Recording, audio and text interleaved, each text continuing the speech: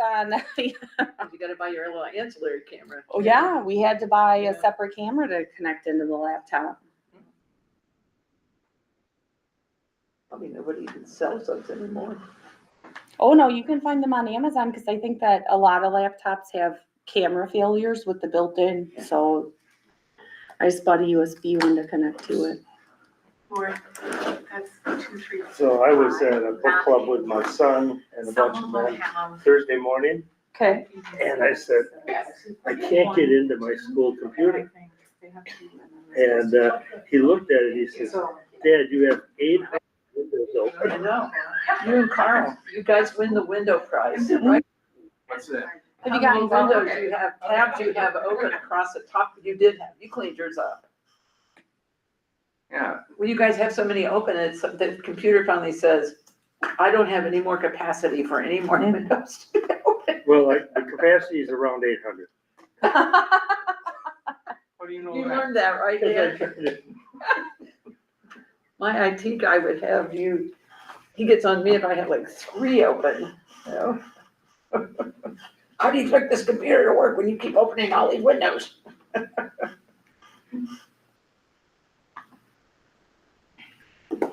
IT people, yeah. Can't live with them, can't live without them. We had a good one, I love him, but boy, they can get real, Yeah, they have I would say, ideas. demanding. Yes. People are automatically entered, allowed to come in, you don't have to admit them, is that? I was having to admit during ed services No. this last month. I think the month before I didn't. I don't know what the difference was. She was part-time temporary last year.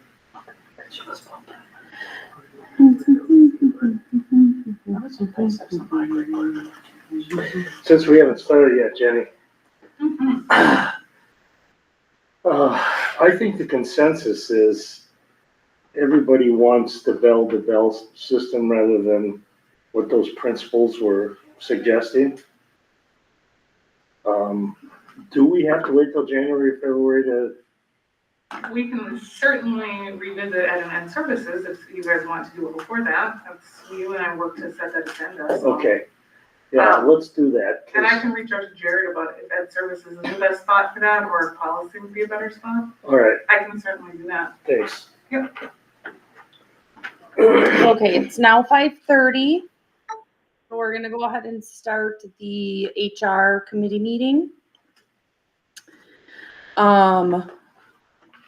There's nobody here for public comment.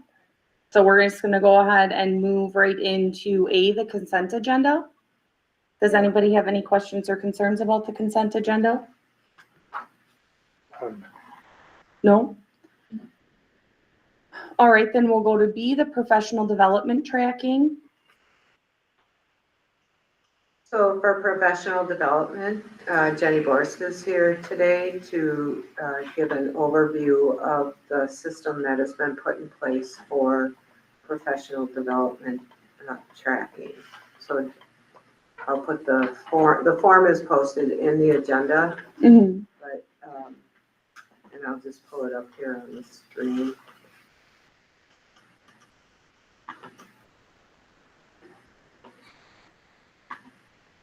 I can get mine.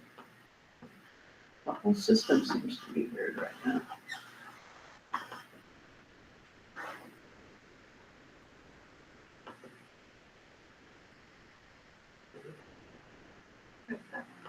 There you go.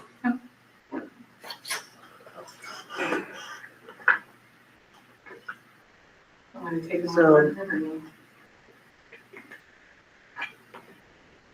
Go ahead, Jenny. Okay. So the administration developed this form. I know in the past, we had used something called the PD portal that was developed by a previous administrator here in the district to track professional development. We discussed this particular form at the end of last year and then again at our administrative retreat this August. This form we're using as an opportunity for our administration and then also some of our coordinators to enter in information about any of the professional development offerings that we have in the district. My intent is to review it again during our cabinet tomorrow, and then to give administrators time during our cabinets on Tuesday morning to fill these out.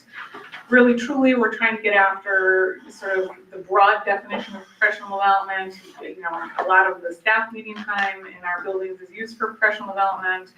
Obviously, those professional development days for staff when they're attending conferences and whatnot. Just asking us to enter in, like, who does it apply to, who the target audience is, what the intended outcomes are for that. And then just checking how it aligns with the strategic plan. Not necessarily everything will always align with the strategic plan. I know, like, Buildings and Grounds, for instance, has like some trainings, mandatory trainings that they probably do every year about safety. It may not apply directly to our strategic plan. In the form, there also is an opportunity for folks to link in any like Google Doc about the training, about attendance, the schedule of the training, PowerPoints, or I should say Google Slides, that took place for the training. It then collects in a sort of centralized place, and so that we can always go back and revisit that, or take a look and analyze, you know, what areas of the strategic plan are we spending a lot of time on professional development and whatnot. I did this, for example, for the HMH in the reading training that we did with our elementary staff at the beginning of August. Just walked through like what was the intended outcome of that, what was the brief description. I linked in the attendance roster. We had folks sign in. So I scanned that and linked it in, and I just linked in an email that I had sent to the staff regarding it, just for us to track for tracking purposes. We will definitely need to build in policies or routines, I should say, so that we're remembering to enter the information here, so that we have sort of one central spot for that information. I am happy to answer any questions. We can add any categories if we would need to for this at this point, but that is where we're at right now. Oh, one other comment I wanted to make. I'm sorry. I also intentionally, Dan, I've talked this with you too, is that before every professional development date, so like our next professional development date for the staff is in October, on my October Ed Services, I'll have a summary in my director report about what the activities are that are planned for that October staff development date, so that we would know ahead of time what those are. And then I know we always love it when board members are able to attend, and I know you're able to come to some of the before the school year things too. I realize that not everyone's schedule allows for that, but certainly on those staff development days, if folks are available to attend those as well. Now I'm done. Okay. Anybody questions? How do we get the dates for the staff development dates? Good question. They are in the calendar. I don't remember them all off the top of my head. Our next one is October 23rd. It's a Thursday. I believe there's one in January for high school. Oh, as long as they're in the calendar. Yep, they're in that calendar. Okay.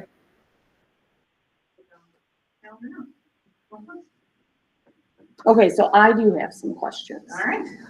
Okay, so reading this, it sounds like it's optional to add a roster, or who in the school is taking the class. Like, they don't have to provide that information, like they can if they'd like to.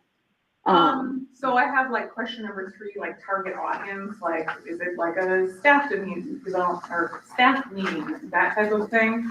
I don't know that we necessarily keep like attendance at that, like if we had a staff member who's absent that day.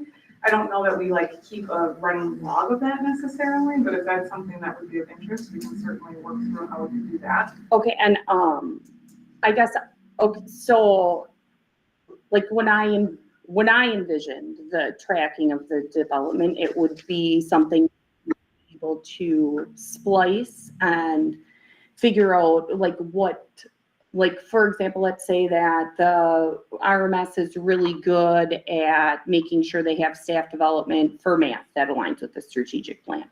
But maybe they're a little weak at the post-secondary presentation, right? Like, I do not know how Google Forms feeds into a system to be able to track, right? I'm not Good question. knowledgeable of that. So I'm just wondering if that ability is there in a Google Forms platform. So super great question. In a just straight Google form, it's really kind of messy to look at, but what you can do is link it to a spreadsheet Okay, where then you can like start sorting. So like I'd be able to like say, okay, Riverside, let's take a look at all, like I could just sort just by Riverside and take a look at like what strategic plan goals they were meeting, for instance. So you could do a sort and search like that, okay, because I agree with you, when it comes in a Google form, that is not going to be useful for this purpose. Like, it would be useful if you were saying like, how many people said yes and how many people said no, it gives you a nice little pie chart. yeah, For this purpose, we do specifically link it to a Google Sheet, which is like an Excel spreadsheet. oh, okay, So okay. you can sort and do exactly that kind of analysis. Okay, it just doesn't need to be entered that way by those buildings, got it, Nope, okay. exactly. Good question, good question. Okay, and then, like, is there, I'm sorry, go ahead, Can I follow up, just please. make sure I understand what you were asking? Were you asking for an actual, like a written record of what teachers attended it as well? In my mind, yes. My preference would be to see the school that is signing up for the professional development, the staff member, what department that staff member was in, the name of the training, the provider of the training, the subject matter of that training, the costs of the training, the duration of the training, and if travel is involved with that training. And not that that needs to be published anywhere, but if all of that is in one area of data, it would be much easier to splice and sort. Like, if we're spending an exorbitant amount of training on a specific area that we are already well versed in across the district, maybe we should start moving those funds to another area of training.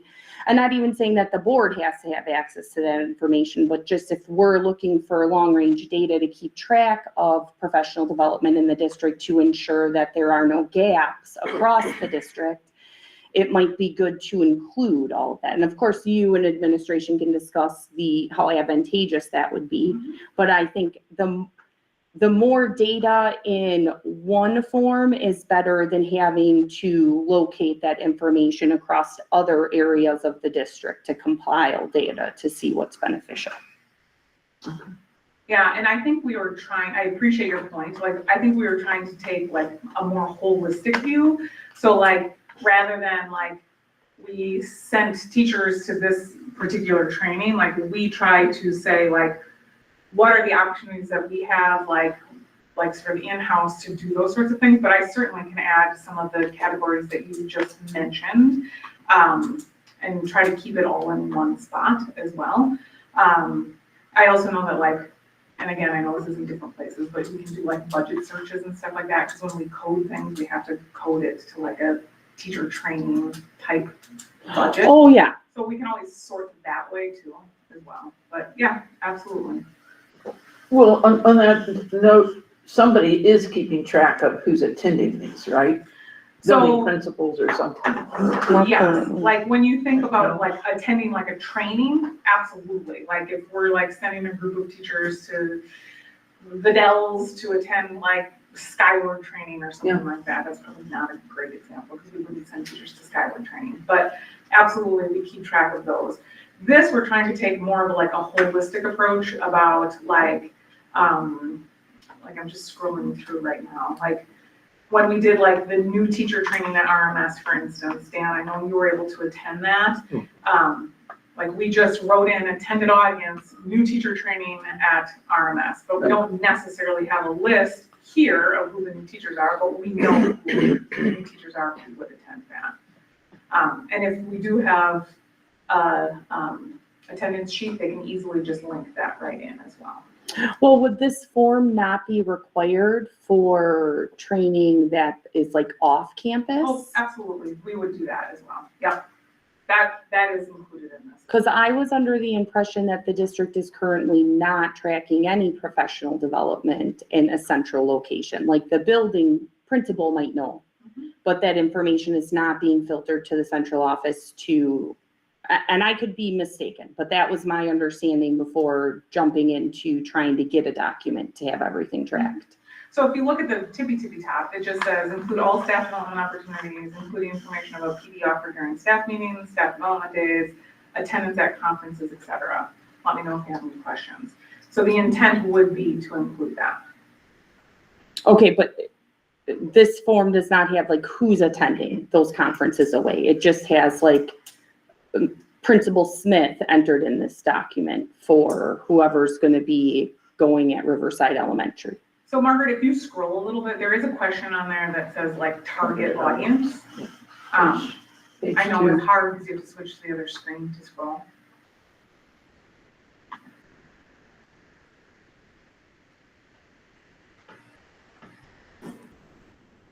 There it is. So like in a target audience. So like if we were to say like teachers, EL teachers, English language learning teachers, we would put that on there. We would know that that was the English language teachers. And then Margaret, if you can scroll down a little bit further.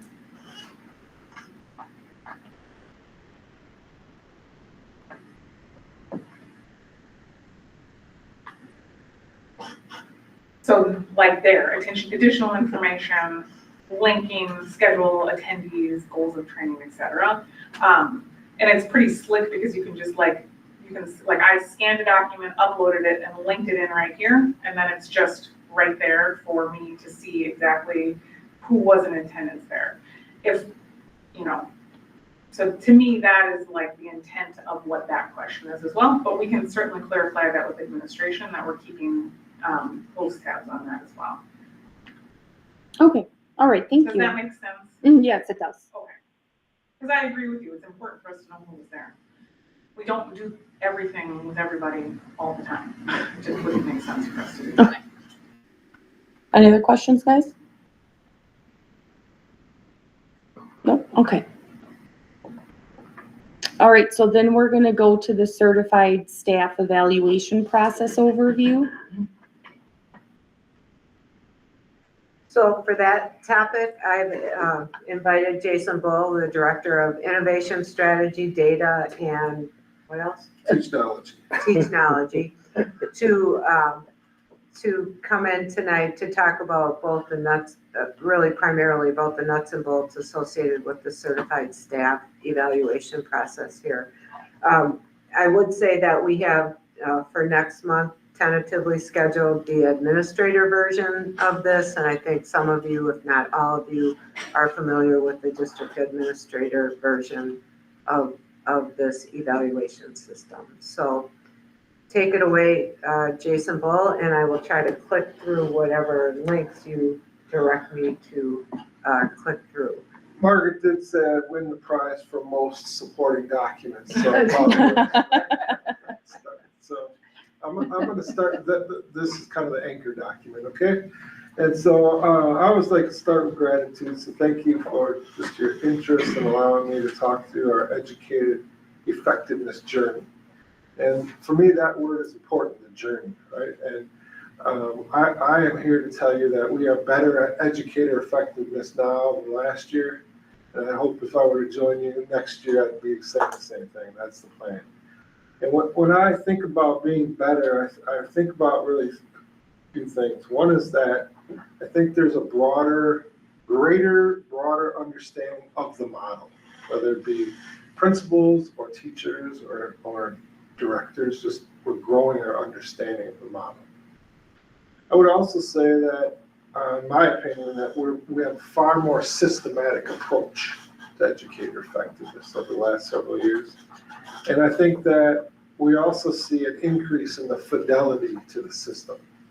I would also say that it's really hard to quantify at this time. I'm going to talk more about that later, but quantify better. But I would say there is some data.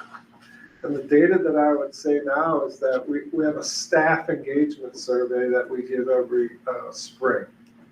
And I looked at our staff engagement survey. There's one question that I think is pertinent to tonight, and it's this statement.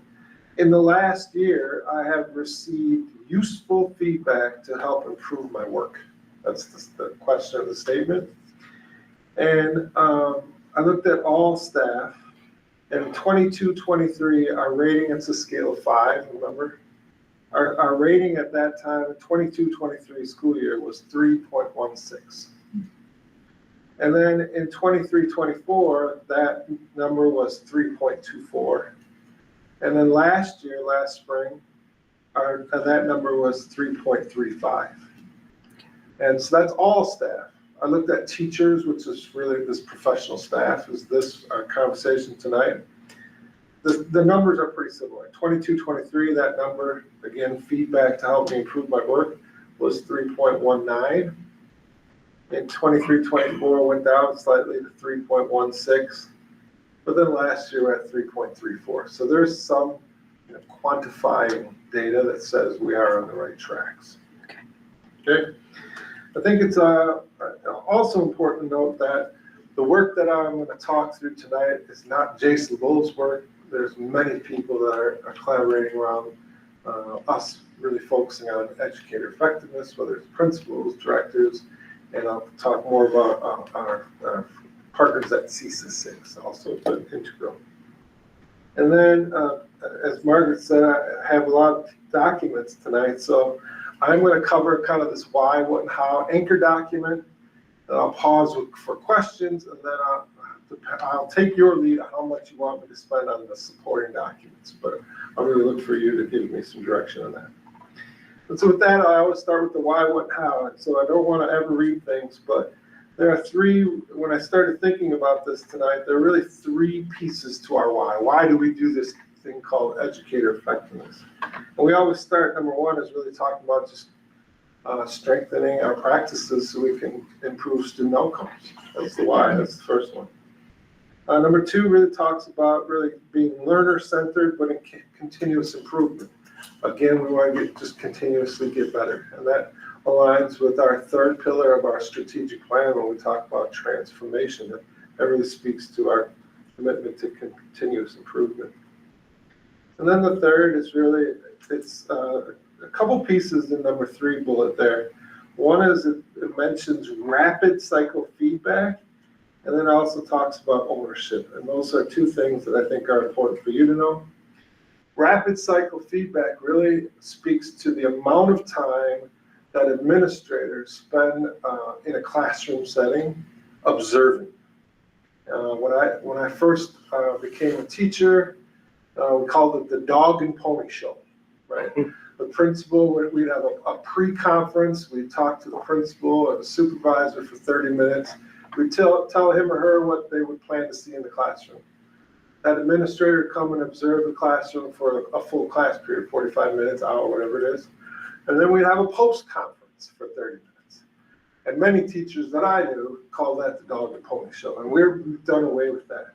And what we've done is increase the amount of observations, but they're mostly unannounced, unscheduled, and they're shorter amount of times to be more authentic and really capture what's going on in those settings.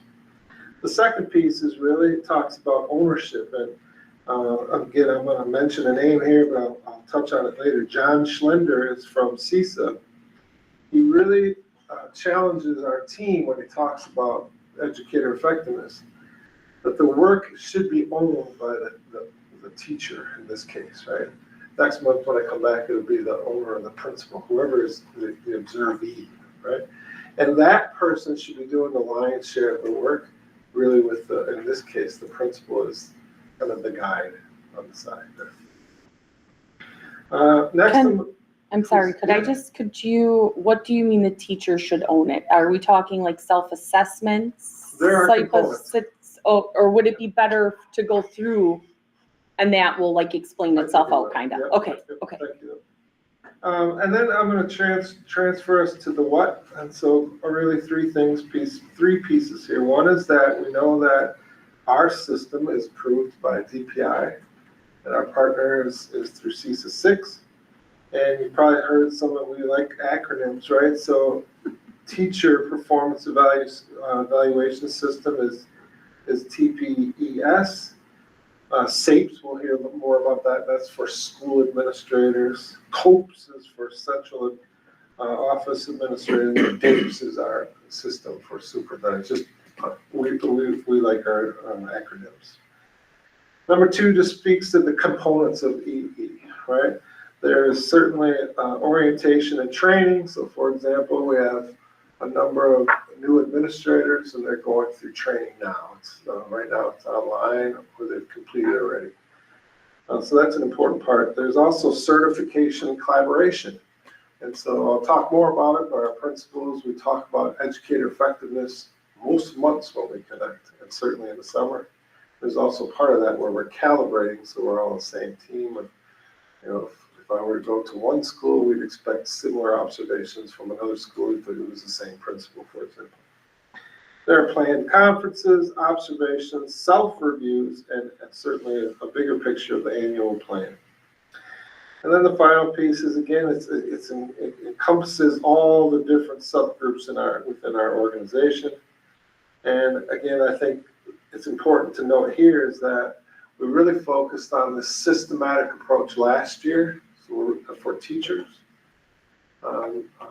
Jenny, Jared, and I started focusing with principals last year, and this year we're going to start talking about our director team. So it is that journey, right? We're getting better by subgroup as well.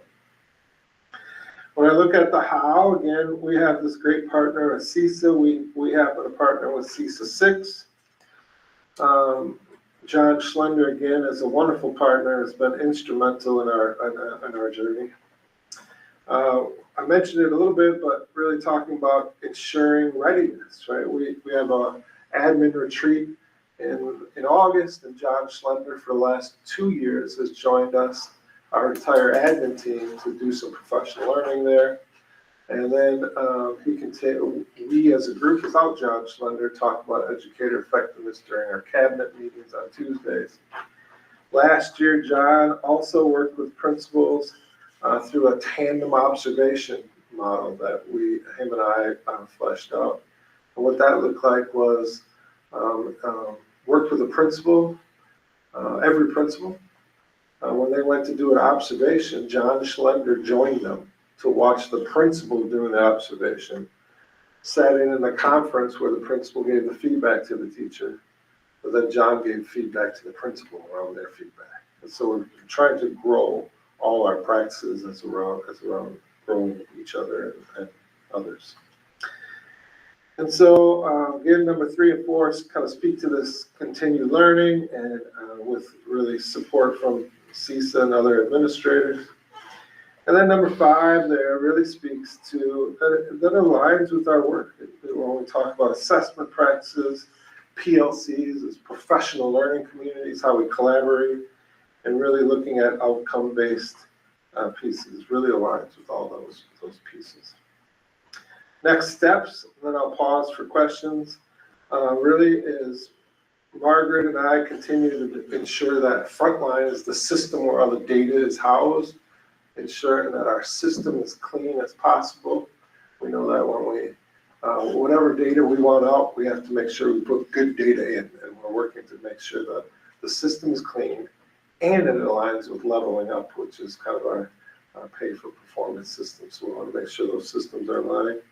And that leads to number 2, because that will allow us to do, for me, to have a better handle on kind of quantifying some of the progress, because it's been difficult or a challenge to run reports about progress because our system needed cleaning up.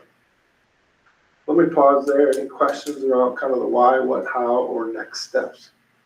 And I'll dive into some or all of our supporting documents. Please. Please go ahead. And so I saw the name John Schlender show up in this several times. I know nothing about him other than he must be associated with CISA 6. Yes. Can you, since several of us more than several of us are new, can you fill us in a little bit on him? On him? Yes. Absolutely. So CISA 6 has really been a leader in educator effectiveness across the state. I don't know how many years ago, 10, 12 years ago, there were really two models for educator effectiveness in our state. It was the Danielson model and the Strong model. Okay? Really much of the same, right? It's like Honda and Toyota, right? Right? And so it's just two different models of how you do educator effectiveness. CISA 6 was a leader in the Strong model. And over the course of the years, I believe that the Strong model is now the model in the state of Wisconsin. And so John has been a part of that work for, I don't know how many years with CISA. He's a former principal. He works with districts across the state, not just the CISA 6, like we are not officially part of CISA 6. But he brings his ideas, his support, some of these resources that I will show you are coming right from John. I would say he's an expert across the state in educator effectiveness. And he's a good guy. I mean, Go ahead, Laura. How long has John been working with the district? with our district, this is entering third year. You're welcome. Anybody else? So I do have a question. Please. Does John's services come with the frontline platform? Like, is it included, like his assistant, is it included with the fee that goes along with us utilizing their systems for evaluations? Or is that like an extra service that a district reaches out for? So the answer is yes. Okay, Both, right? So okay, John, if we were to reach out to John to get support with frontline, he'll meet with you about opinions or support, that comes with the package. okay, We did pay John, CISA, not just John, but CISA extra dollars for the tandem observation piece. okay, That's above and beyond services. okay. So, can I follow up? Please go ahead. So John's role really is to make sure the administrators understand the process involved in the educator effectiveness. That's how we leverage them. I'm confident, I don't want to speak for John, I'm confident if we were to call and say, hey, work with some teachers, I'm guessing he would do it, but we have not asked for that. So we have asked for him to really support our administrative staff in understanding, growing the systems like I spoke to, and that's where he's fit into our district. Okay, so if he's been with us going on 3 years, is that what I heard right? And you read those statistics there, do you attribute some of the, I think there's been growth there, obviously, I certainly want to acknowledge it. Would you attribute that to the fact that the administrators are getting better at giving feedback because of somebody like John coming alongside and helping them learn how to do these evaluations? I do, in part, certainly, right? I think that's part of the equation. I think some of the systems that we speak to is also part of that equation. I think moving away from that dog and pony show to a more authentic model of rapid cycle feedback where you're spending 15 minutes unannounced to get a really clear picture of what's going on in the classroom is part of that. So I think it's many layers to that, but John, or our work with CISA certainly. There also was an interruption during COVID, so the DPI, selects the performance evaluation model that fulfills our statutory requirement to evaluate teachers every 3 years according to this highly researched platform. And before COVID, there was like less options or flexibility associated with evaluations because it was before COVID and we had structures and rules and policies and things like that. But the district used that platform. We used educator effectiveness. And for us, we had to do that in order to maintain elements of our compensation model, which is interrelated to the evaluation process. During COVID, there was a temporary pause on educator evaluations and then like a lessening during that period of time with respect to things like observations and goal setting, and it became more of a, there were other things that were taking priority over intense alignment with the evaluation model during that time, which not different than many other organizations. And so once we started to move out of that, and then we got the benefit of Jason Bull joining the team, we were able to have some options, more options for flexibility, which Jason worked with John on to leverage so that our administrators felt like they could more effectively and meaningfully provide feedback through the rapid cycle feedback observation process that wasn't as like cumbersome as some of the elements that were in place before COVID. So there's been a number of, like many other things, where there's been an adjustment of things as time has evolved since we got out of whatever that COVID period was. So. That makes sense. As a teacher, how many observations should I expect during the calendar year? It's a great question. It's part of the next document that I'll highlight, but I can answer it real quick here. Really, there's two types of observation years, right? And so we just say you're on cycle or you're not on cycle.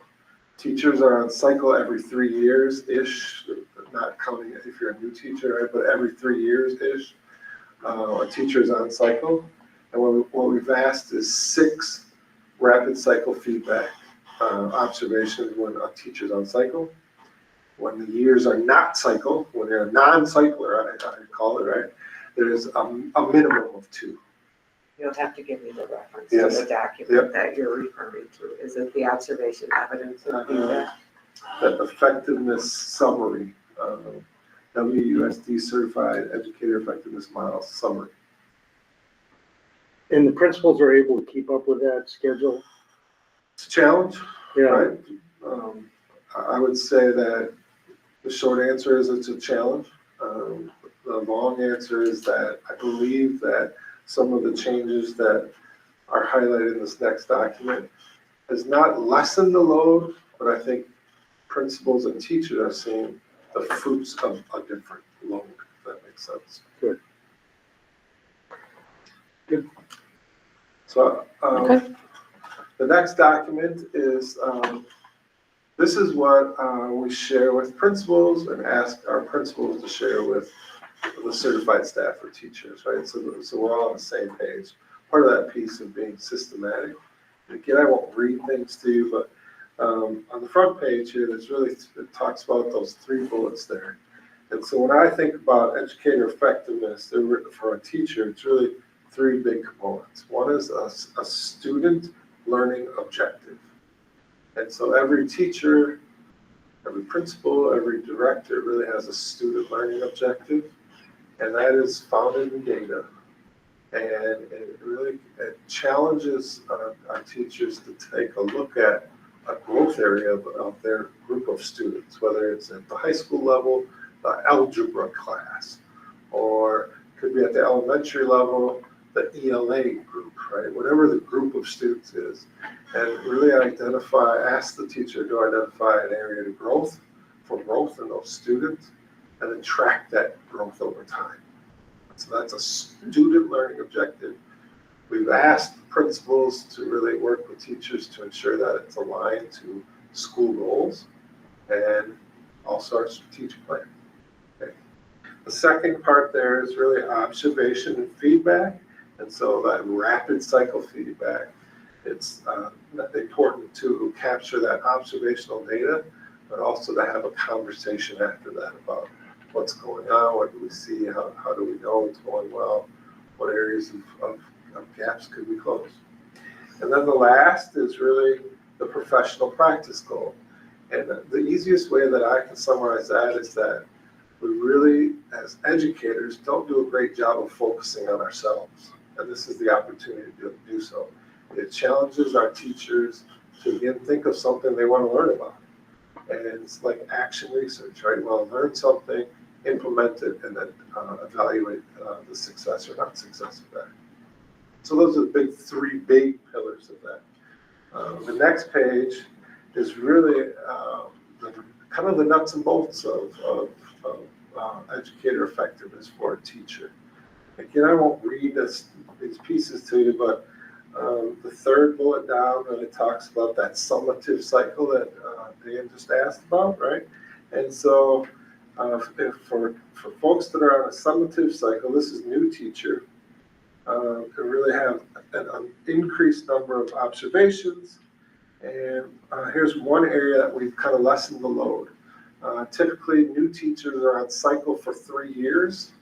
We changed it, working with John Schlender and feedback, where new teachers on cycle first year, not the second, but back on cycle third.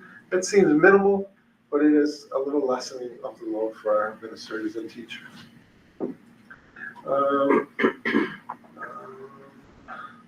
We should use numbers 1, 2, 3, 4, 5. 5 down there. Tammy asked about kind of self-evaluation. 5 talks about there is an expectation for artifacts to be uploaded in what's called a doc log. And so we're really asking for artifacts in standard 1, which is professional knowledge, standard 2, which is instructional planning, standard 6 is professionalism. Folks are asked to collect 2 artifacts for each of these standards every 3rd year. And that 3rd year is important because that's when you get back on cycle. Okay. The next bullet there, there's reflection certainly with every artifact. Next bullet talks about 3 different standards. Standard 3, instructional delivery. Standard 4, assessment for and unlearning. Standard 5, learning environment.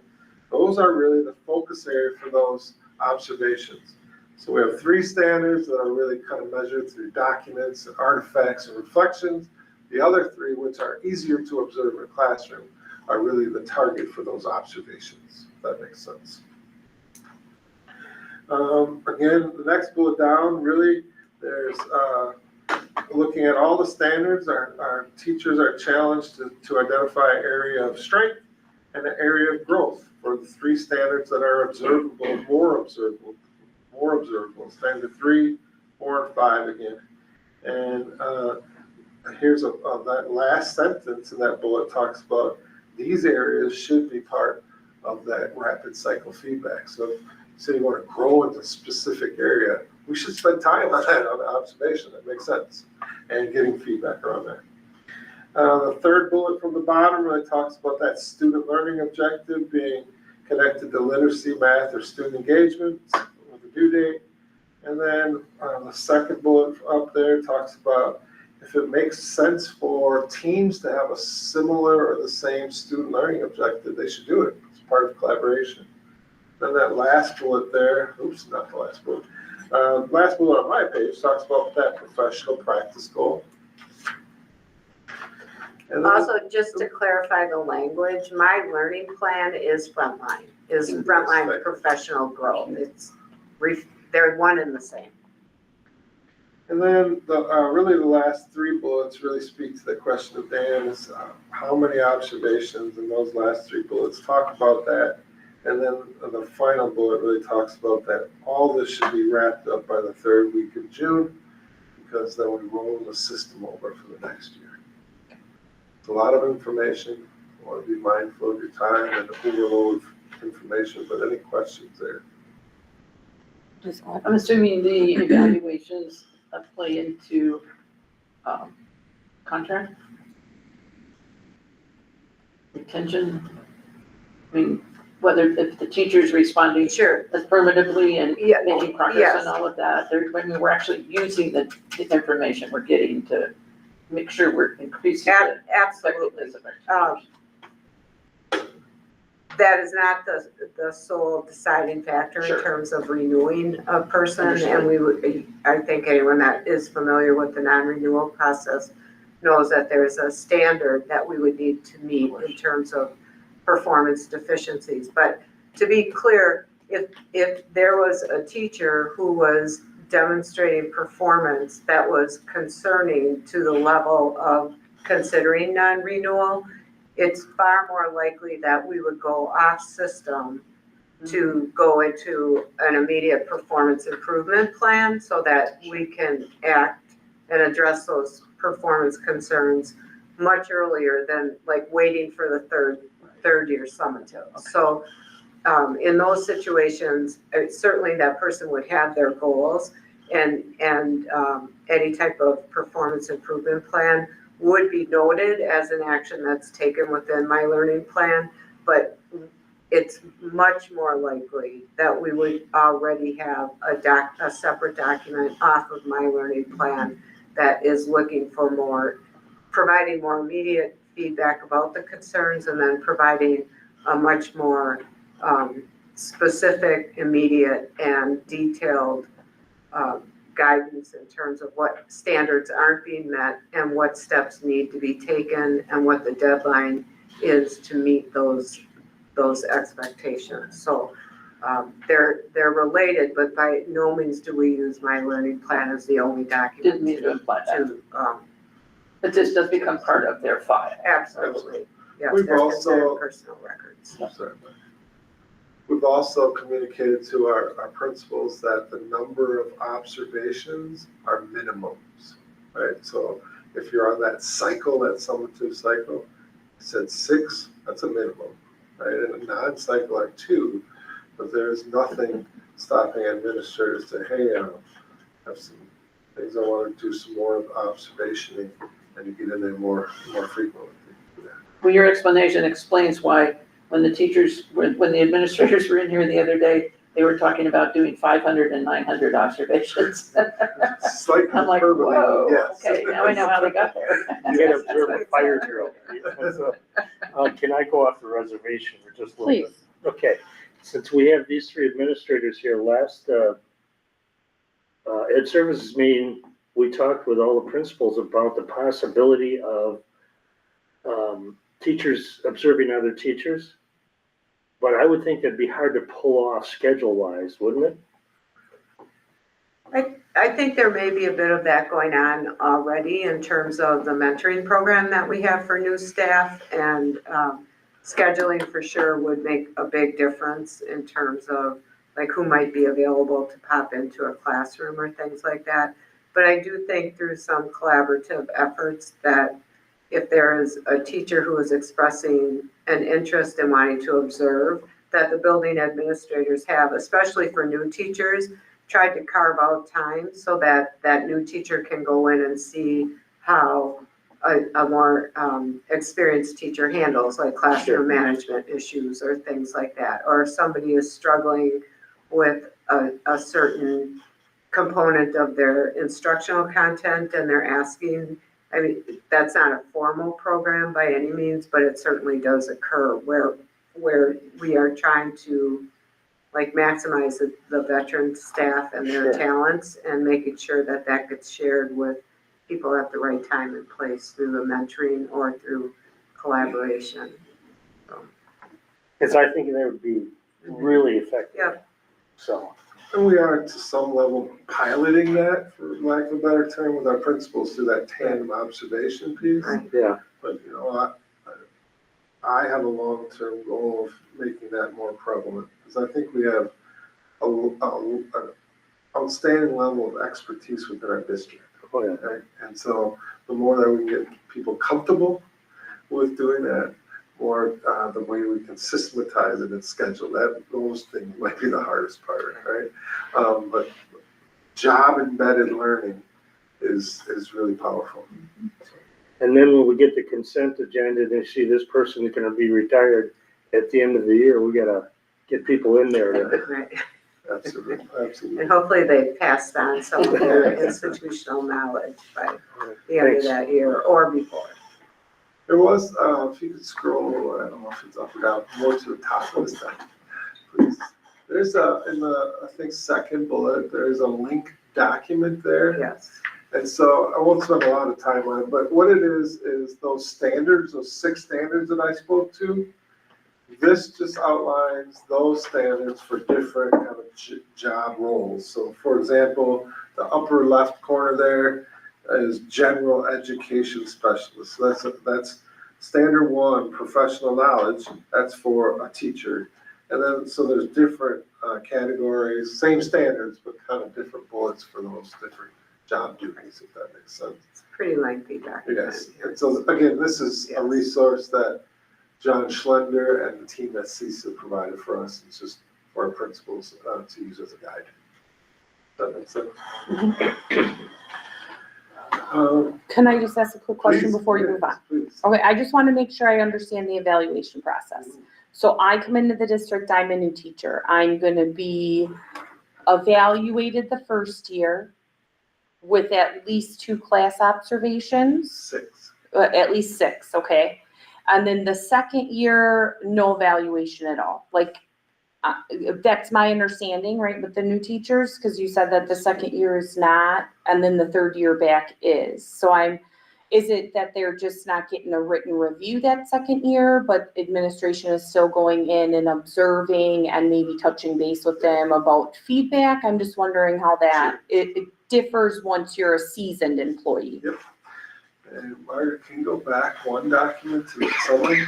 And so I know I didn't do a great job of explaining that, so I apologize. Oh, no, it's, So, a couple things that are always true, right? Every year, our teachers craft a student learning objective. Every year, okay, right? Every year, our teachers craft a professional practice goal, every year. Okay. Right? Every year, our teachers collect artifacts around standard 1, 2, and 6, okay, right? So, and the system is set up for those off-cycle years where the summative is year 3, or then, the 2 years preceding that, there is part of the platform is the off-cycle information where the teacher has to enter the SLO, the student learning objective, and all of the other, and set their goals accordingly. It isn't like everything just stops. And it's really, to achieve maximum use of the evaluation system, a teacher should make good use of that availability, because all of that will then help feed the summative report in year 3. So year 3 isn't only like, nobody's watching for 2 years, now we're just gonna be all eyes on year 3. It should include examples that show, I've been building these past 2 years, I've been adding, and my summative is like a collective report of the substantive work that I've done for 3 years. It isn't just the 1 year. That's correct. And I would also say that every year that, I should have enumerated these, so I apologize, but when it talks about staff members identifying an area of strength and an area of growth for those standards, every year that's occurring. And so the difference between cycle and non-cycle are really 2 things. The number of observations that an administrator does, and when you're on a summative, the end of year was what Margaret's speaking of. It's really this culminating event where you're looking at all the artifacts, you're looking at all the observations, you're looking at all the strength areas and areas for growth, and that becomes that summative conversation that's also captured in Frontline. I think it's part of the answer that we would give to Tammy is that a new teacher in that second year would get a minimum of 2 Yes, unscheduled observations. Yeah, they're not left completely, like, you don't have to worry about your performance. but they just don't add artifacts or something, and I'm just wondering, like, I understand the break to lessen the load, I totally get that, I'm just wondering, in that second year, when they're new to the district or new out of school and just starting to become a teacher, they're being observed a minimum of 2 times that year? but all the other components would be the same. They're still capturing artifacts, still writing a student learning objective, still writing a professional practice goal, still identifying strengths and areas to grow. And it should, we should note that under this model, if a building administrator at the end of year 1 has concerns about that teachers, if they are whether they're meeting the expectation for the level that they're at, they do have the option to leverage that second year as a full evaluation year. So, Right, and I'm less worried about them not being an adequate teacher and more concerned about them maybe feeling like they're not getting enough support because they're not being evaluated so heavily. And I don't mean that like to watch them, but just in a, I'm here to make sure you're comfortable, this is your second year teaching, I'm sure, and I'm sure you guys, I'm just from my perspective, I'm not saying you guys haven't thought about that, but just from my perspective, that's what I'm thinking. Like if the second year, if it's completely hands off, No. and we have not embedded yet in the district where teachers start observing senior teachers, because we just are not far enough along in that process. If our second year teachers are somewhat feeling on a raft in the middle of an ocean. I have heard no Okay, feedback okay. that aligns with that, and I would, again, we still have expectations for our administrative principals to be connecting with those folks around their SLO, their PPG. Okay. The two observations. Right. Still ongoing conversations, just the number of observations and that end of year summative piece is a little different. Okay. Related to that, how long does the mentoring go on? Because I'm assuming that new teachers are paired up with. yes, that's a one-year program. That's a one-year Yeah. program. We have a high school teacher that really helps with that. That same teacher offers educator effectiveness, open sessions throughout the year for not just new teachers, but anyone. So if you need help crafting your student learning objective, it's stop in there. If you want to ask a question about the system, that's open for all staff as well. Okay. And then for the teacher after the 3 years. So they only have a review essentially every 3 years that's a summative. Not that they're not responsible to keep track of their own, progress. But it's once every 3 years where they meet with administration to discuss. That end of year. Okay, So- okay. And so I have to keep a chart. Margaret also makes fun of me because I have this chart now. Yeah. And so from the first 6 years standpoint, right? First year teacher's on summative. Second year, that teacher's not on summative. The only big pieces that are different are less observation at the end of year summative conference. Third year, that teacher's back on summative. Fourth year, not. Fifth year, not. Sixth year, on. And then that last 3 is kind of the cycle that you keep. Okay. Makes sense. Yep. Thank you. You're welcome. I have a litany of other supporting documents that I can go through if you'd like me to. I really look for you to tell me. I can talk through them real quick if you'd like, just so you know what they are, if that's helpful, or I can dig into each one. You guys tell me. Short review. Short review. I'll just quickly go through, so there's a copy of a PowerPoint. It's called Copy of Intro to EP. And so that's it. And so this is a resource from John Schlender, right? This is really an informational piece that he uses when he works with districts across the state. We've made this available to our principals to use, whether it's with a new teacher, made it available to the teacher at the high school that helps with new teachers and educator effectiveness. And it's just a guide for some of the language, some of the terms, some of the processes. And so again, this is just a resource that John has given us. We make it available and people use it as needed. It's full of, again, terms and screenshots from the system, for example. So. Okay. Can I ask you a question about these documents on here? Because I went through them today. From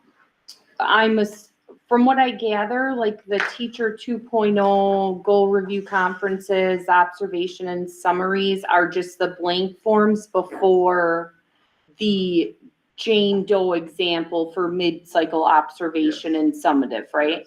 So I don't know if we necessarily, it's up to you guys, need to go over the blank documents, but maybe just use like the Sure. John Doe example to go through the, Absolutely. summative. yeah. So, thank you.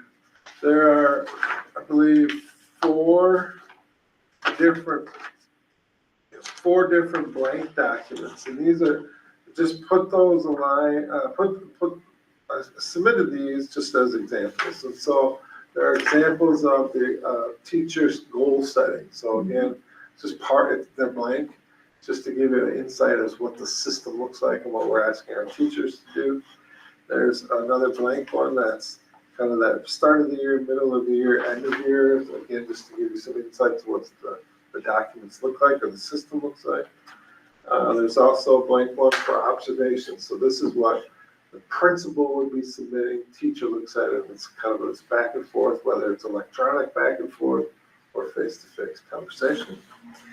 And then the last kind of blank one is just teacher summative. And again, that's a teacher on that cycle would work through this with their principal. Okay. When we look at examples that are Jane Doe, there's 3. And so the first one is Teacher 2.0 Goal Review Conference and Documentation Log. Again, I won't read these things to you, but this is. Are you looking Okay. at Carl's? I think Summative. it's midcycle.pdf is the one that Jason's looking at, I think. Yeah, Les Carl. I think they're all less Carl. Yeah, they're all Yeah. less Carl. And so at the blue bar should say Teacher 2.0 Goal Review Conferences and Documentation Log. Yep. That's what I have on my file.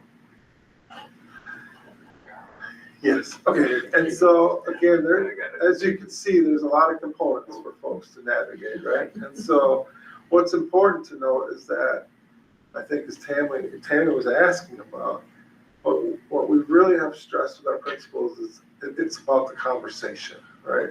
We certainly want to use this to capture those conversations, to have longitudinal data, run reports, do all those pieces, but the conversation between 2 professionals is really important. And so this review conference is an example.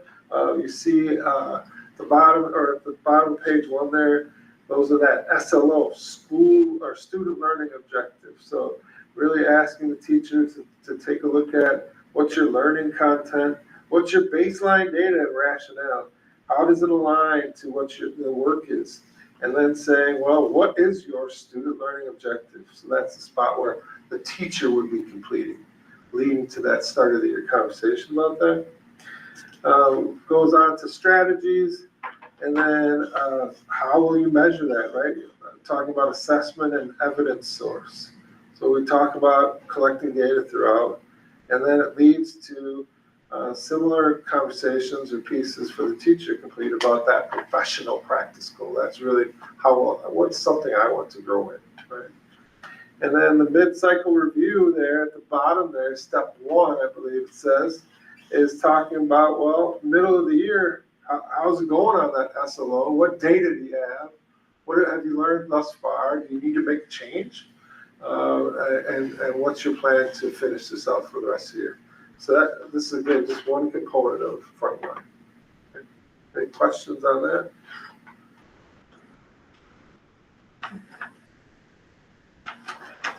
The next one I have, what do I have here?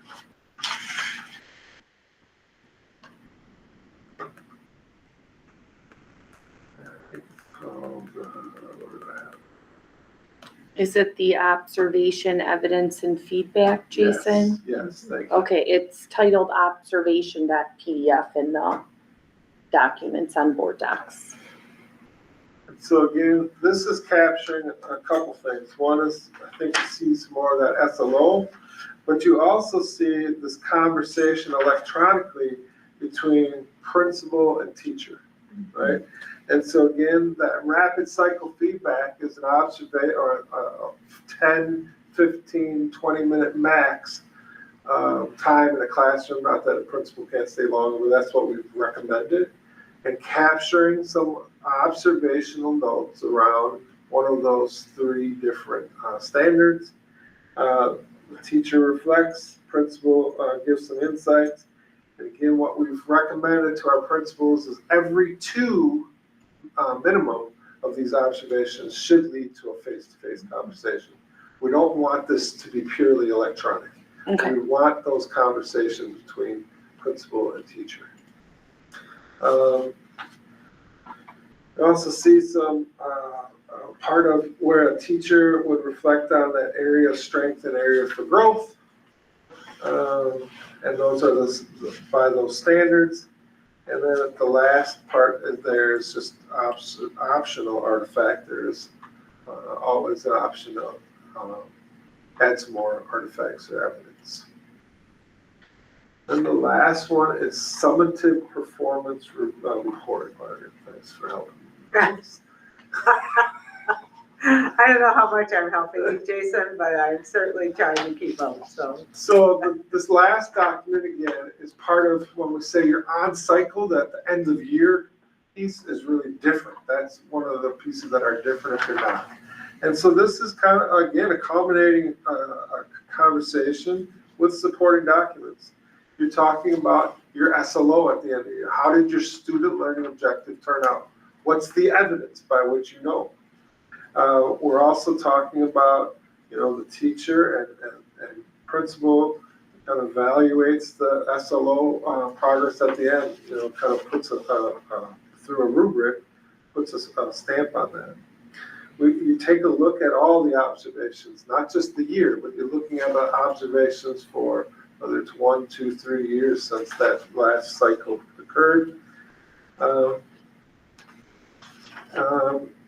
Really talking about those different standards and the artifacts and growth. And then finally, I think the most important part of this is kind of that culminating reflection from the administrator and the teacher, leading from a conversation, but also leading to chronicling that in the system.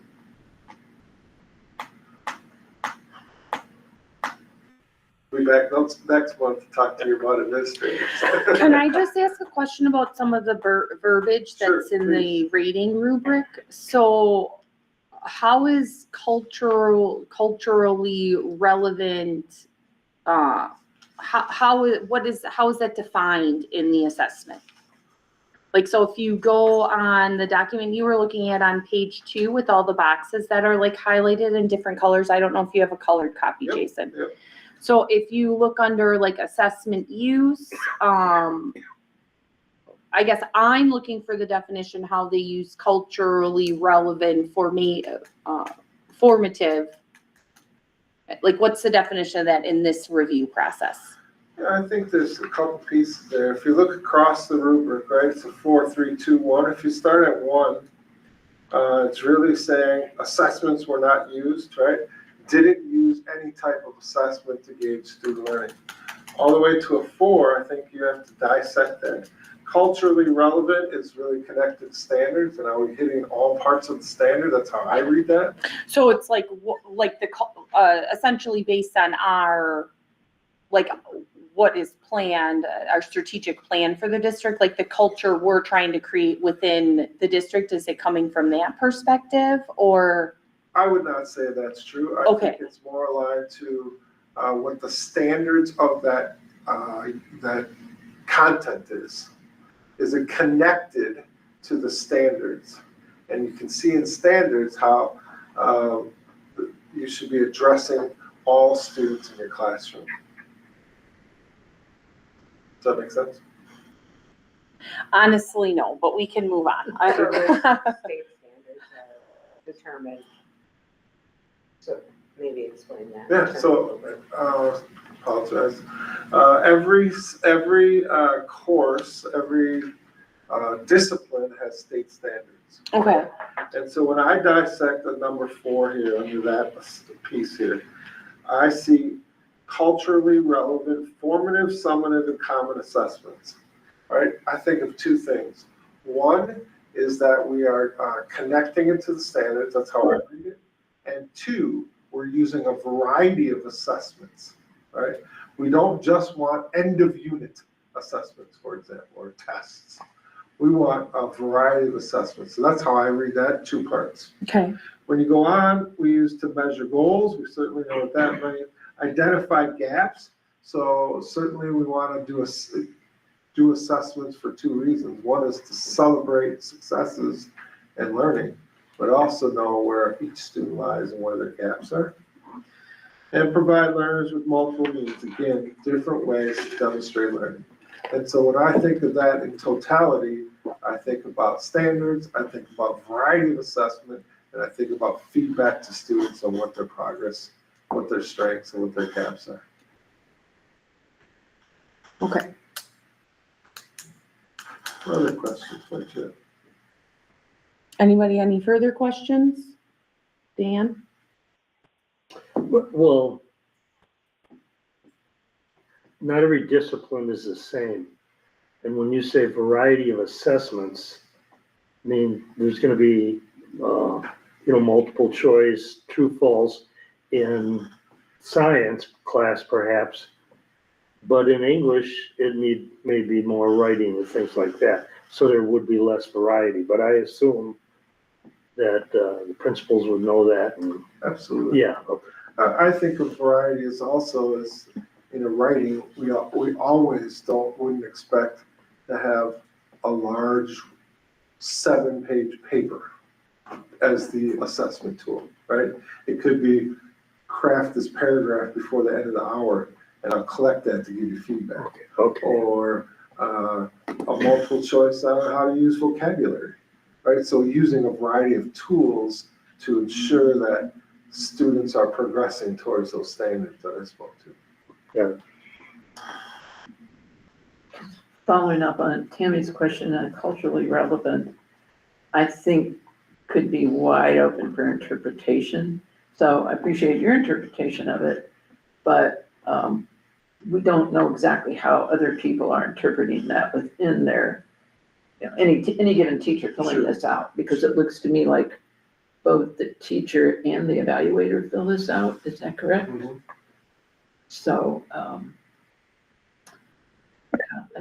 I think that's interesting language, because I don't know exactly what that means. So it says culturally relevant formative assessment is a formative assessment approach that integrates students' cultural backgrounds, experiences, and perspectives into the learning process to understand their learning more deeply. Instead of judging performance, this process uses inquiry to understand students' funds of knowledge and decision-making, fostering a more equitable and effective learning environment by connecting classroom content to students' lived realities. I plugged that into AI just to see what I got, and AI is equally as mystified. They're like, well, it could be this or it could be that. So it's really not something that is easily understood. Right. Definitely. I can definitely, Oh, Stan can't. I'm sorry, Stan, we're not taking Craig. Craig, though, if you could get Craig in. Sorry, Stan, we're not taking comments right now.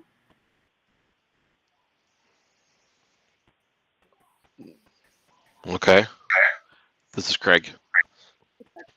I guess my question would be, throughout this whole evaluation process, where do you feel the administrators, the building administrators that follow the process may be struggling? great question. I think it is I guess it's twofold. One is appreciation. I think our administrators, if I were to guess what they'd say, they would say they appreciate the opportunity to do rapid cycle feedback where it's unannounced, shorter, really focused on a few standards. But I think they would also say the sheer number of those and the number of people that are on cycle at any given year is troublesome. Okay, Let's thank do- you. You're welcome. Related to that, Craig, I'm assuming then that somebody is in the C here is saying, we get that, so we'd love for you to get all of those in, but, because somebody's checking on that, I'm sure, to make sure that they're. Absolutely. We have cabinet meetings every 3 or 4 weeks. And we talk about educator effectiveness typically once a month. Yeah. And we talk about the progress that's being made, the challenges that our principals are facing. How do we navigate those challenges? We do some of that kind of calibrating. So it's top of mind, and our principals are dedicated to it. But again, it's a lot, as you see, right? It's a lot. Well, I've seen a lot of evaluation rubrics and tools, shall we say, for evaluating education effectiveness. I think this is one of the most elaborate that I've ever seen. I think that it does put teachers in a situation where they got to think about some important things, goals for themselves, goals for their students. And I'm thankful that we're doing that on a regular basis and holding them accountable for good purposes, because we want them to be effective in the classroom. It's good for them to be effective, and it's certainly helpful for our students. So wording like culturally relevant, it does concern me a little bit, but I think the tool looks complete for sure. It really is. I would question if part of our administrators, if they get frustrated with it, is this a good tool that's easy and efficient for them to use? Or is it too laborious for them? I don't want to speak for others, but I would say that frontline, my Right, learning yeah. plan frontline, it's not set up how I would set it up, right? It's not intuitive. There are a lot of moving parts. And so certainly that's part of the struggle. And again, what we focused on with our administrators is really being present in classrooms in those authentic settings. Yeah. And the second is really having those conversations with professionals. I have a question. Please. Is Frontline part of the CISA package? So Frontline is not CISA's product, Okay. but CISA supports Frontline. Gotcha. And then I have a follow-up question. What did you use, you may not know this because you may not have been here, but what did you use before you used this package from CISA? I believe the same. CISA partners with Frontline on certain components of their software. And then when we enter into an agreement with Frontline, we Yeah, that's, enter into a partnership with, that's not what I was asking. okay. Sorry. But the CISA 6 and Frontline interaction. Yeah. Are like kind of a package, so to speak. Like, so CISA 6 has always been part of the My Learning Plan component of Frontline. So we've always used CISA 6? Jenny? I knew you were gonna ask me. God, what did we do before Frontline? That was honestly so long ago. You We've talked used- about the debate between the Danielson and the Strong model. I honestly don't remember. I think we've had it in place since 2012, or 12, 13, or 13. 12, 13, or 13, 14 is what. And how long have we been using these templates that are in this packet? That I don't know. I know that we've revised a few to match that rapid cycle feedback. Okay. But the lion's share of them, I'm guessing, is the same time, right? Okay, Like thank you. student learning objectives has not really changed since educator effectiveness became a thing. Oh, right? yeah, no, I'm not saying how long have you been doing that. I'm saying how long have you been using these templates? Yeah. So for example, student learning objective, the template has probably not changed much over the last 10 years, right, or 12 years.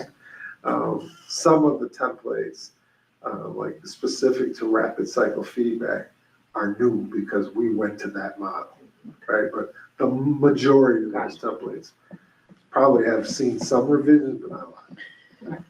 So the follow-up to that though is it editable for, that our district could go in and make refinements that would be specific to WUSD? Or is just what we get from CISA is what we get? Okay. We have a great partnership with CISA, so we, partner with them about, could we try this? They're Okay. open to that.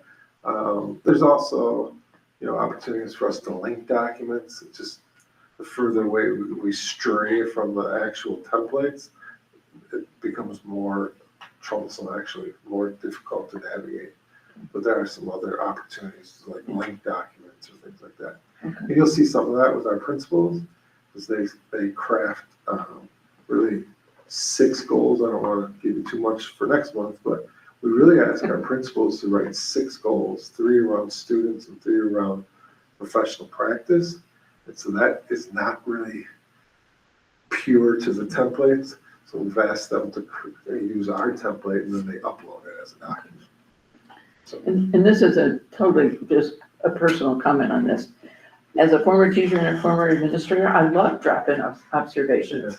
I think you really do get a better picture of what's going on in the classroom. And especially if you do multiple ones over time. I totally agree. And they can be so helpful to teachers to help them, get better at what they're doing and most teachers want to get better, They do. they really do. I think that's what our teachers are saying. Yeah, I think our absolutely. data is saying that, right? Yeah. Our feedback. And I hope we keep improving on that because I think, I'd love to see it at 4 or 5, that they feel like, man, we're getting everything we need to improve our professional work and our educator effectiveness. So,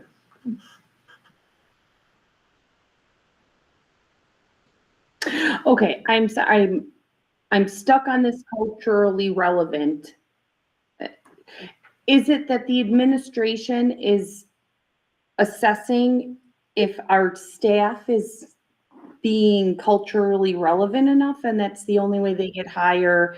Because based on what, I guess I want a definitive definition, I know you can't give it to me right now, Sure. on how exactly administration uses that, because based on everything that I am seeing, it's almost like you have the expectation of teachers not putting like a pass or fail situation in, and I don't know, this is just what I'm finding online here, where we're gonna adjust the learning standards to the student based on their demographics, and I guess I would like a thorough understanding of how teachers are assessed on their ability to culturally relevant Sure. teach their classes.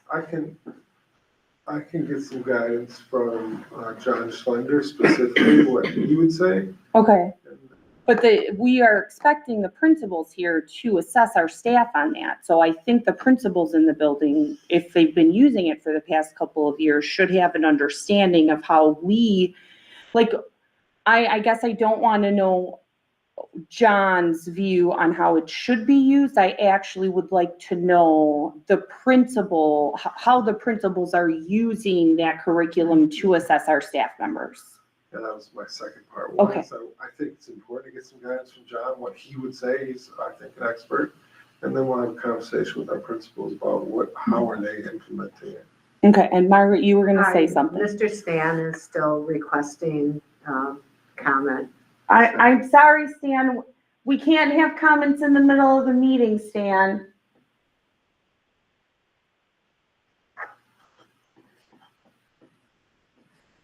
So Okay. I can bring that back when I join the team in October. Okay, perfect. Anybody else, any other questions before we move on? Just tell Stan to send us an email. Stan, if you could send us an email, please. Okay, So in October, we'll do a similar piece around what we're working through with our principals and then through directors as well. okay, perfect. Thank you so much, You're welcome. Jason. My pleasure. Thanks for your help, Margaret. Okay, so now we're on the calendar work group planning. Yes, so I have in board docs a draft for discussion only purpose calendar for 2027 through 2028. And just because we have all new members of the HR committee, I included this year's calendar and next year's calendar, both of which have been approved by the board and posted for parents and students. So the district has a process of working 2 years out. So 2 years from the year in which we are currently living.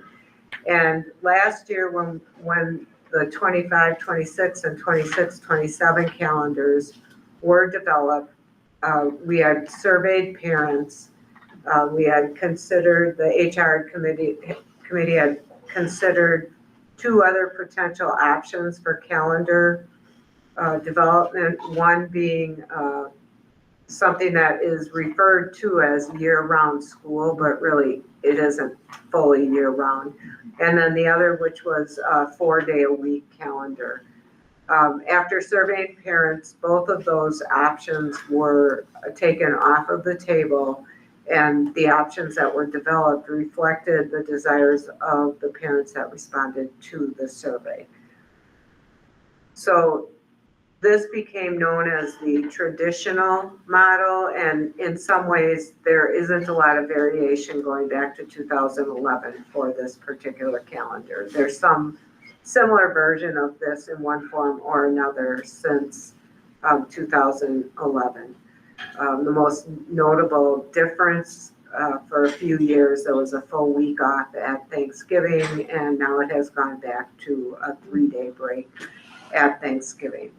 And so when developing the calendar, we have in the past formed a calendar work group that consisted of staff and administrators. We collected information from the parents like we did last year, and then developed models to bring to the HR committee. But before the work group got started, the HR committee set certain parameters for the calendar work group to work within. And so, I mean, in general, the contract year that we have is a 191-day staff contract. We have 176 days of student contact. The hours vary at each school depending on whether they're trimester or semester based, and also obviously based on the level that they're at. But the contract parameters that were set by the board's committee last year were that we wanted to be done no later than June 10th, that including graduation. And I think that was pretty much it, wasn't it? There was like without coming out and saying it, there was a dissatisfaction with having that full week off at Thanksgiving, which was incorporated into this year's calendar and the next 2 years, or the next year's calendar. We are required by state law to start classes with students no earlier than September 1st. And so all of our calendars reflect that. And so before we start working with a staff group and an administrator group, we wanted to see if there are certain parameters that you are all as a committee looking for when we start working on the 27-28 calendar. The one that is posted that is for 27-28 is purely speculative. What I did with that was I took last year's, or the 26-27, and I more or less colored the boxes in the same way to make it fit by, September 1st start and no later than a June 10th end date.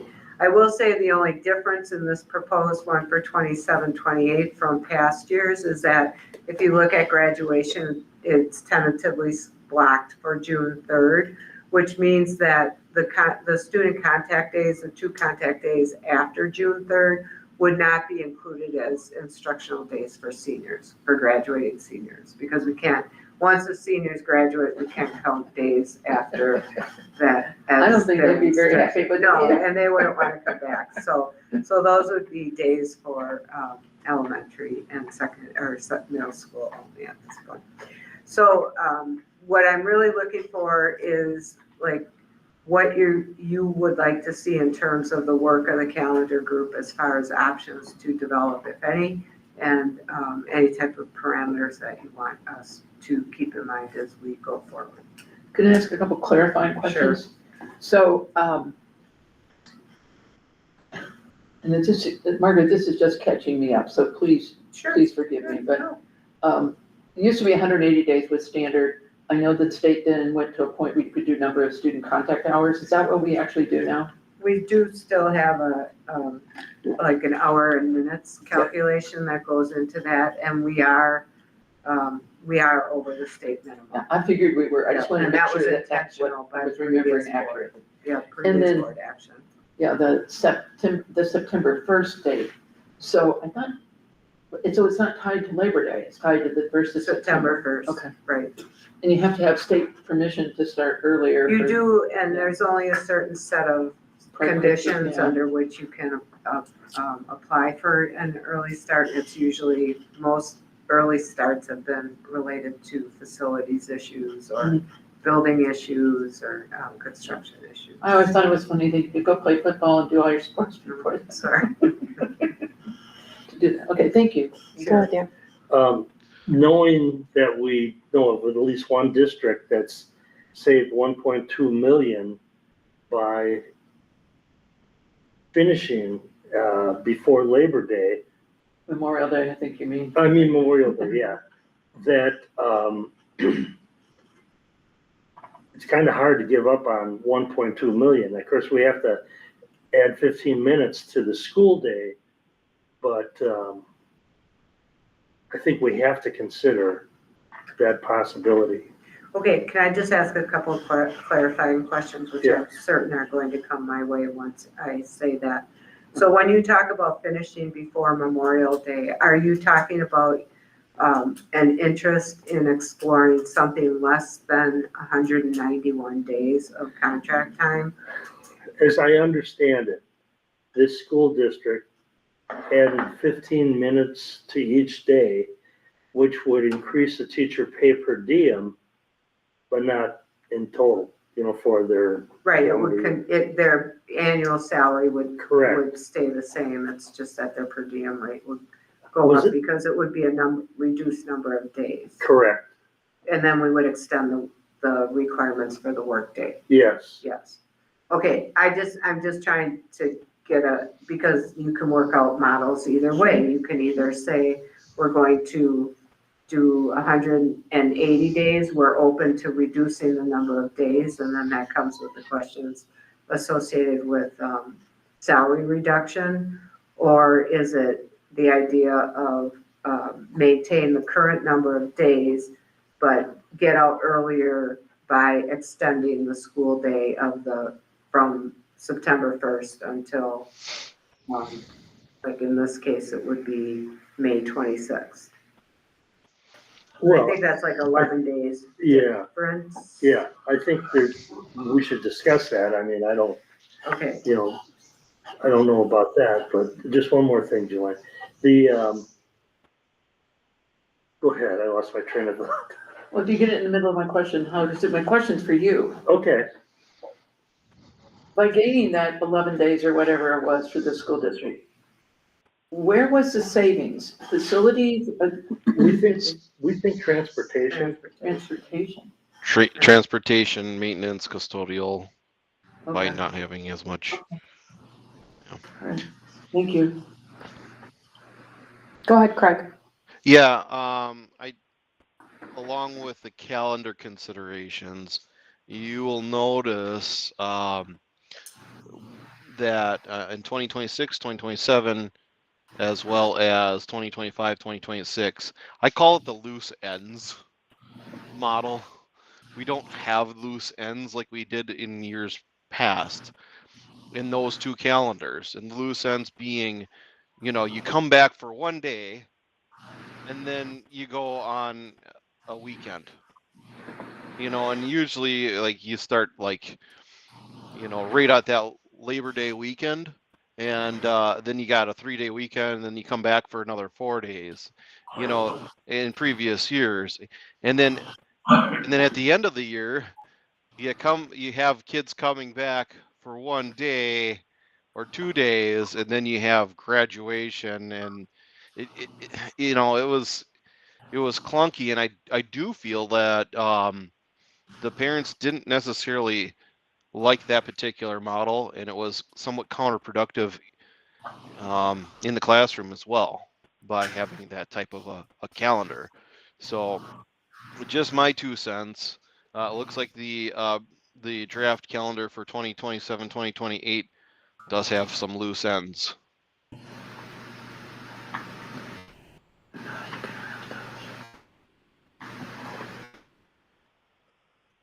Aren't those really functionally hard to get around though? I mean, I'm just looking for guidance. The guidance says that a week ends no more than, I mean, a 2-day week is too short to consider, then, I mean, that's a parameter I would need to take back to the work group and say, you know, any calendar with a 2-day work week isn't going to be considered, or a 2-day student contact week is not going to be considered. Well, I think it comes down to some of the points that Dan is making when it comes to, you know, being very intentional with the calendar when it comes to savings within the district. You know, there may be other transportation costs that we may not also take into consideration in the parochial schools as they need to utilize our transportation needs there. And they might not like to adapt the same type of calendar as the district. So if we're coming back for 1 or 2 days in a particular week, is that costing us more or is it saving us? I mean, do we have a gauge on that? I think it being intentional with the calendar with cost savings in mind is pretty important at this point.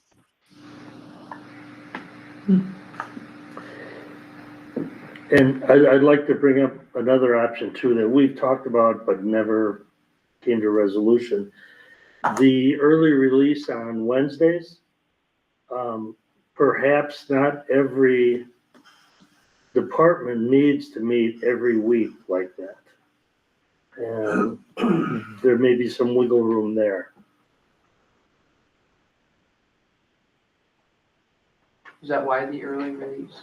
Is that, Yeah. okay.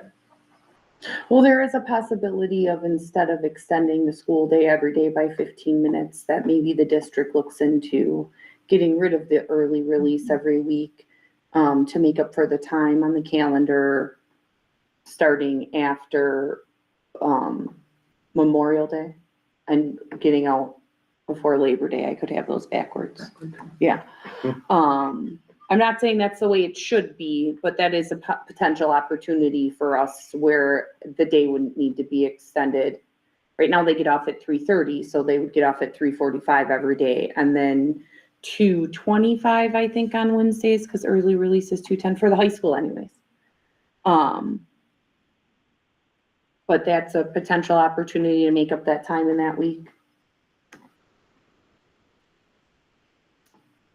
But my understanding, right, Dan, is we only want to even consider moving to a model like this if there is a cost savings. The model to end by Memorial Day. Yes. Okay. And you want the cost, you are, if I'm understanding correctly, you are seeking to retain the amount paid in teacher salary, but revise the per diem rate by extending the day. And I know that Jared had brought up that what do we have, 7 years left on the contract with the transportation? Is that all right? I think right around, I think we had a 10-year contract, I think was my understanding. I'm not pro on that. Yeah.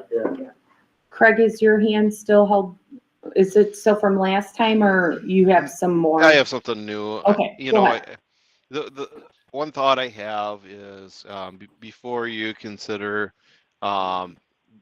ending, early release time, you might want to explore how that is being utilized and weigh that against,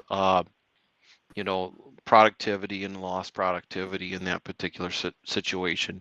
Because my understanding, it's a very valuable time for staff to utilize, and I don't know. It's just things to consider. Oh, yeah, I'm with you, Craig. I'd prefer to see a calendar option with the early release there and a calendar without the early release, if necessary, right? To make up for the time that we'd be losing, the hours we'd be losing from shortening the school day. Does that make sense? I just want to make sure I'm being clear, Margaret. So I'm hearing a calendar option that starts at Labor Day and ends no later than Memorial Day, that the committee is open to considering options to extend the school day, to avoid 2-day weeks, and to review the possibility of changes to either the frequency or the existence of early release. And then all of these changes would be evaluated within the context of a cost savings model. So you would want to know what changes to this, what cost savings would be achieved through these potential changes that you would consider. Correct, that's my understanding. Do we have data on the success of and the use of the early release day? I mean, we collect data on everything, so. I've heard people be very positive about it. I've heard people be ambivalent about it. I don't know where parents and or I staff. think parents did weigh in anecdotally, with anecdotal comments about early release, both pro and con. Staff have weighed in for the most part in support of early release. But the data isn't sufficient to say that it's like, Conclusive, yeah. yes. Thank you. So we would just be waiting on the numbers, right? Isn't that where we're at? To see how much we would save. Yeah. Right. Okay, so I think that provides the guidance that I need to go forward with the central office team and with the calendar work group. And so the process then is that we usually bring a draft back to the committee to review in October, to provide some feedback, send it back for fine tuning, or if you're happy with it, you just say, hold on to that until November, and then bring it back again in November so that at the November board meeting, it can be approved through resolution. So it'll be on the topic, the agenda for the next couple of weeks, couple of years, months. That's good.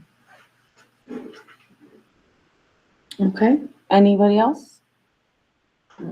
All right, so then we have update on scheduling negotiations with the Watertown ULE. Yes, so the Watertown ULE, as you saw from the email that I had sent, has requested negotiations with the board's bargaining team, which is all of you. Typically, it's the HR committee, and then Sarah Kelly, the business director, and I also attend as part of the negotiation team. We are looking for some potential available dates. I know I'd sent out the 22nd. There's some concerns about whether we would really be able to get negotiations squeezed into the 22nd, given that there is a board meeting and so we would have to like rush in, get our things done and get out with the potential for scheduling another bargaining session. I can certainly do that if everyone is available. I've only really kind of had two of you that responded to being available. And I don't know if there are other dates that you want me to propose to the union. Typically, it takes maybe an hour and a half, 2 hours, because we're only we're talking about the only legal permissible subject of bargaining, which is CPI. So it hasn't been like the longest process, like probably you remember, Dan, when before Act 10, but I do need some dates and to provide back to the Watertown ULE. And once we get to the point where we have a mutually acceptable date, then we'll notice the the bargaining session. It does start in open session and then the actual, for the initial exchange of proposals, and then it goes into closed session for the bargaining. Lynn sent an email asking for dates when we'd be open. Was that this or was Oh, that? no, that was for a board retreat. Margaret had sent an email out, I think maybe just, well, you were included on it. It was The the, fifth. The fifth. Requesting the 22nd or the 16th or 17th or the 22nd. And, I believe I responded to Margaret. I can't, Yeah. concerned with the 16th or 17th because there was already Yeah, meetings we scheduled that day. There's many meetings this week. And then I think I might have commented that we could do it the 22nd, but I would be late because I don't get off work till 4:30. So I wouldn't be able to get here before, like, the soonest I could get here would be 4:40 on the 22nd. Are we But talking I'm assuming- Which month? This month? This month. Okay, There's also a board meeting on the 22nd, okay, that's Monday. right, at Okay. 6. Well, I can do it. So I need at least a quorum to propose the 22nd. So we're saying that, I was just looking at what I had sent to make sure, because I knew I said something, but I couldn't remember it, but, so if we did it on the 15th or 16th, or 16th or 17th, we'd still have to do it on the front end of one of those meetings, So, right? yeah, and I mean, the teachers are teaching till a minimum of 3:45. We usually don't start, 4 o'clock is a really rush time and hasn't always been most successful. So we've usually started, the earliest has been around 4:30. We do have to notice it, so we have to put a couple days notice out for the board meeting notice. So the 16th and 17th in light of us, but yeah. So we did it for the 22nd, because we don't start till 6. Right. So that would be helpful. Maybe I'm just having scheduling dreams or something, but, was there some discussion of some group getting together before the start of the board meeting on the subcommittee or Not that anything? way. Not, I don't think there was any discussion about a subcommittee meeting before. I know that there's one tomorrow. There's a subcommittee tomorrow at 1 PM, but I didn't hear anything on the 22nd, but I wasn't at Ed Services if like that's where it possibly had come up or something. so, I mean, I can certainly check and we can get started on the 22nd and see how far we go with that hour. But I would have to let the union know that we'd have a hard stop at 5:30, just so that the room can get switched out. for the Okay. board. And I know that if it starts at 4:30, I will not be here right when it starts at 4:30. Are there other dates you would like me to send out to propose? I can't be there after the 22nd, that whole rest of that week. Okay, How late can we go and not mess up everything?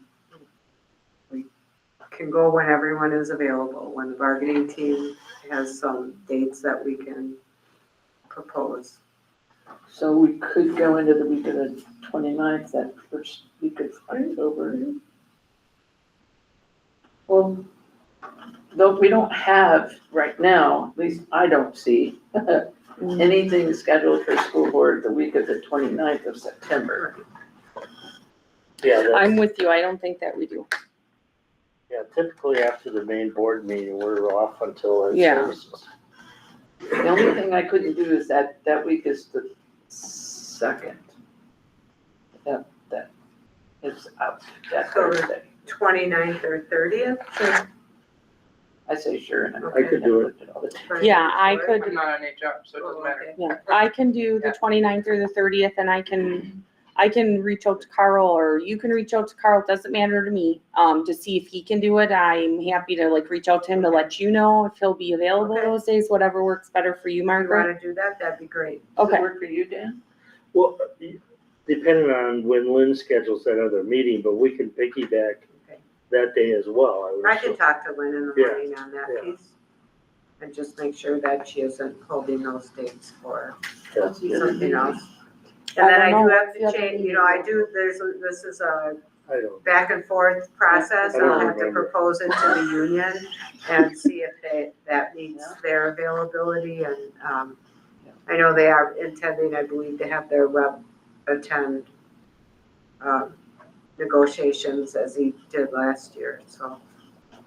Okay, that gives me what I need for some potential dates to throw out there, and if not, I will send an email out, just letting you know of any scheduling. So I just want to, you're gonna shoot out the 29th and the 30th, or Yeah. are we gonna try for the 22nd and then the alternatives are the 29th and the No, I 30th? was going to go. Okay, for the okay, 29th. totally fine with that.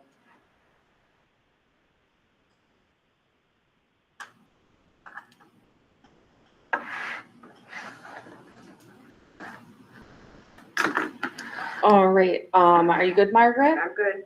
All right, and then we have future meeting planning. And Margaret, this is just a standing docket you normally Yeah, have in so there, I right? do edit it as I go along, so, like for next month, I added the administrator review. We did not talk about the employee handbook update, which I will bring that plan to all of you next month, and then also we will, tentatively, if we hear back from some partners, we may go into a closed session to talk through that administrator benefit concept.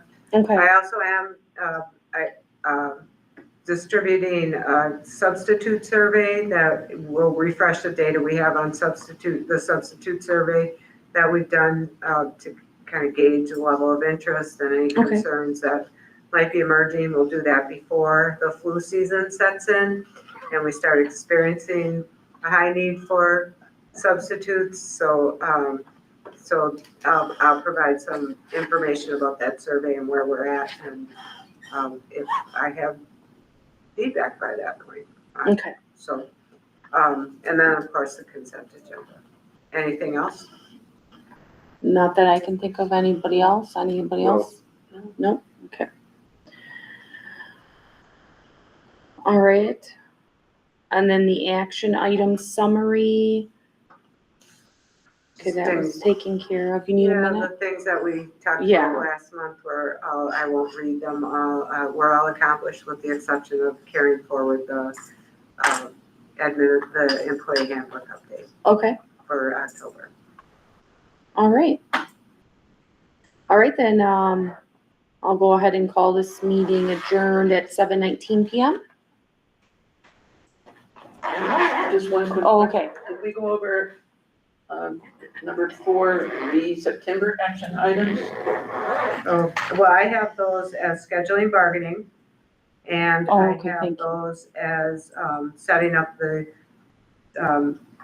parameters for the calendar work group that we talked about, and, reviewing those with the central office. Okay. And then, did we need follow-up on the educator effectiveness I model? think that one, please. Yeah, to get, Culturally relevant. yeah, culturally relative definition from John From and John how Schlender. it's being implemented by each building. And being interpreted, yeah. So those are the 3 action items.